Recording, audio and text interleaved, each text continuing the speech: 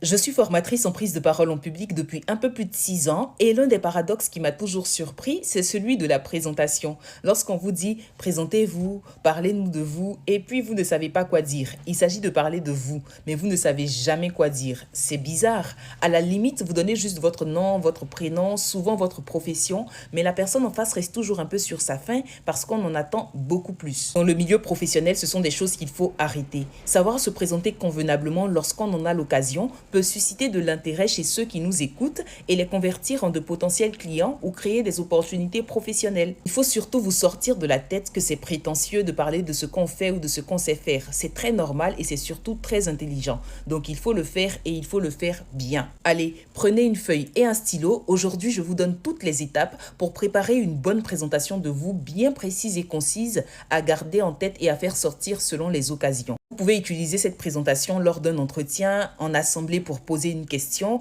ou lors d'un moment de réseautage. Vous allez l'adapter selon le temps et selon la personne qui est en face de vous. Mais je suis gentille, je vous donne toutes les étapes. Et rassurez-vous, c'est très court et très facile. La première étape, c'est naturellement de décliner votre identité. Donc nom, prénom. Je suis Rita José Seri. La deuxième étape sera de parler de votre formation de base, de votre diplôme ou de vos diplômes si vous en avez plusieurs. Vous pouvez en choisir quelques-uns à faire ressortir. La troisième étape sera de parler de votre passion. Il peut arriver que votre passion diffère du domaine dans lequel vous avez suivi une formation de base. Donc, il est important de préciser que vous avez fait telle formation, mais vous êtes passionné par tel domaine. Par exemple, moi je dis, je suis juriste de formation, mais grande passionnée de la communication et plus précisément de la communication orale.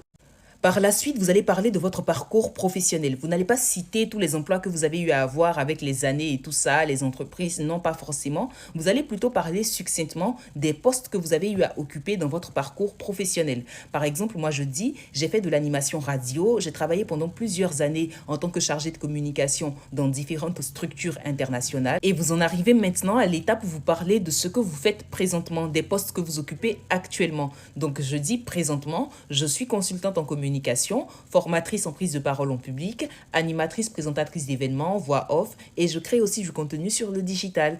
Et la dernière étape qui est facultative, c'est de parler de votre ambition à court terme. Vous allez parler de cela si vous êtes en face d'un potentiel employeur dans le domaine qui vous intéresse. Par exemple, si moi je suis en face d'un directeur de chaîne de télévision, je serais tentée de dire que j'ambitionne être une grande animatrice télé, avoir mon propre talk show parce que je pense que j'ai beaucoup à apporter au paysage audiovisuel de mon pays ou même de l'Afrique.